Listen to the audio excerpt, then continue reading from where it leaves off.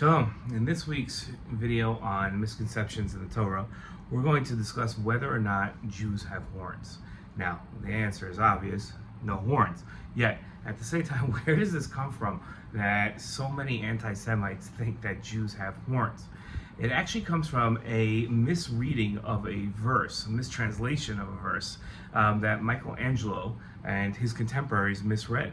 If you look at the Sistine Chapel in Rome, where the Vatican is, so you'll see that there is a picture of Moses with horns.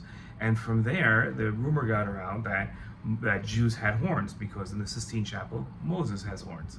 Well, in reality, that is a mistranslation of the verses of telling the story of when Moses comes down, when Moshe comes down from Har Sinai, from Mount Sinai. And it says that he had carne or. Carne or means that he had like these rays of light coming out of his face from being exposed to the divine presence. By having this intimate relationship with God, pale, pen, mouth to mouth, meaning that Moshe spoke to God and God spoke to Moshe just like people have conversations with each other, that changed Moshe's physical appearance to the point where he had to actually put on a mask because these rays of light were so disturbing to other individuals.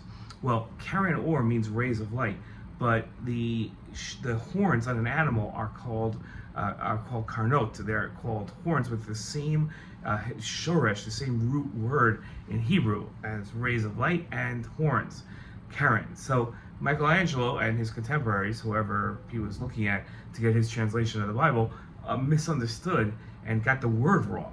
And thought that it meant that Moses had grown horns, which is absurd. Okay, that's where it comes from. Shalom.